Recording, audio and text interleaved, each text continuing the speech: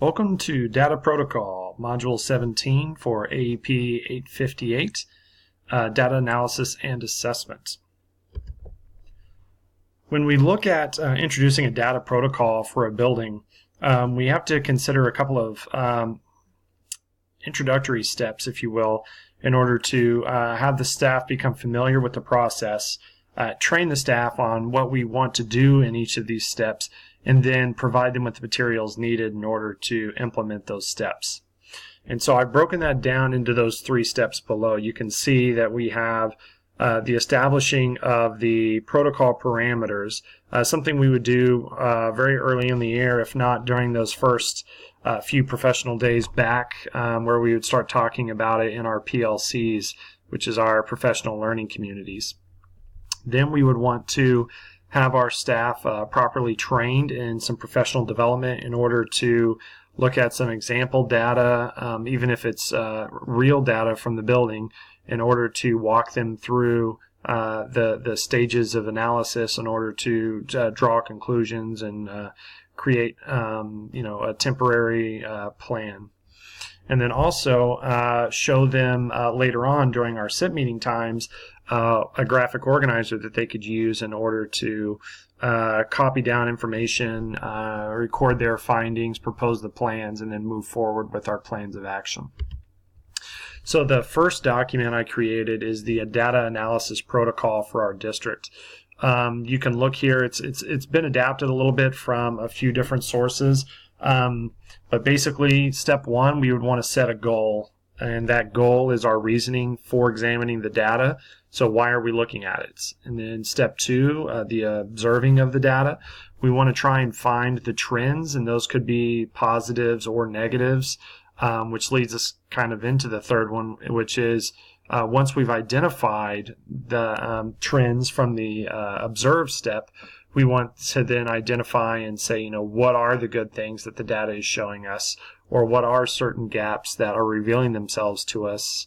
And then moving into step 4, which is the inquiry portion, meaning why are there gaps at all? What are the cause and the effects relationships between this data and some of our school processes or instructional strategies? And then moving into step 5, which is our plan. What can be done about it?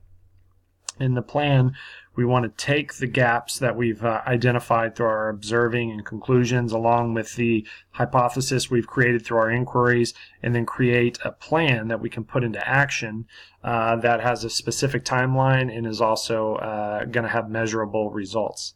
And then the last step of the process is reflection. We want to identify whether or not our plan worked, so we're going to look at our post data and see if we've had the kind of increases we wanted, and then if not, where do we go from there? Do we scrap the plan? Do we adapt the plan? What is the process? Or we might identify that everything it has improved and we just want to continue moving forward with what we've already seen. And so the professional development, this is more or less the descriptions that we would use during that time period as well. So really I've just kind of further defined each of the categories. So like, for instance, setting the goal, we look at, again, what are the measurable outcomes that we want to accomplish. So if we look at data, we don't want to just identify every little trend that comes out. We typically want to have a focus on why we're even looking at the data. Are we trying to look by curriculum? Are we looking at subject areas, so math or English scores, science, history, whatever the data might be? Are we looking for connections between the data and certain demographics of students? Are we looking to just disaggregate the data so that we can at a later date go through and identify different trends? So we need to have a goal in mind when we first walk in. The second thing we want to do is then do the observance part. So again, we're going to highlight, circle, note.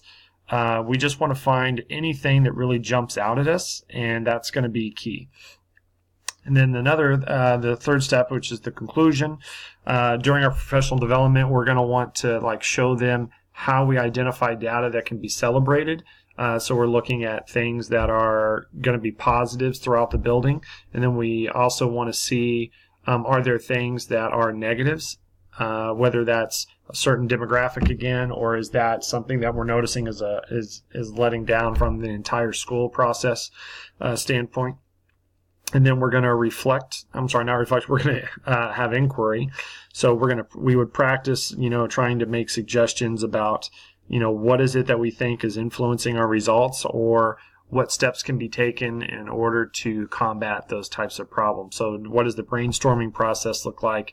What kind of hypothesis are we looking for? And then how does that lead us into the plan where we have something that's going to be measurable? So we want to suggest instructional practices. We want to create a calendar for implementation, and then plan to do the last part where we come back at the end to have reflection. So we're going to meet to examine the effectiveness of our plan overall, and then we're going to determine whether it was useful and we want to continue, or do we want to discontinue, or should we adapt if there's some problems and it's not working.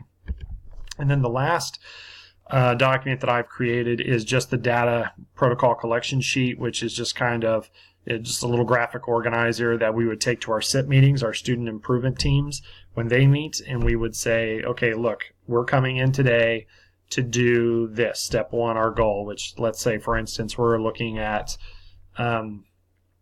identifying why Hispanic students are scoring lower than their counterparts on the English map test. So we know that we've already identified that in previous meetings before as an issue, so we're going to set a goal of analyzing that. So we might want to identify whether or not that's happening from certain teachers, certain grades, are there a history of certain students, or what the problem is. So we're going to set that goal, and then we would fill out all the other steps moving forward, just as we discuss them in our professional development meetings. So, a lot of this is kind of general. I've really set it up so that it can be adapted for different grade levels and subject areas. I didn't want to narrow it down too much, but it's definitely something that different buildings, elementary, middle school, high school, they could take and adapt to make it their own, to make it a little more meaningful for them. But I think this is a great first step into introducing the whole process of our data protocol, our data analysis, and its use in our building in order to foster school improvement.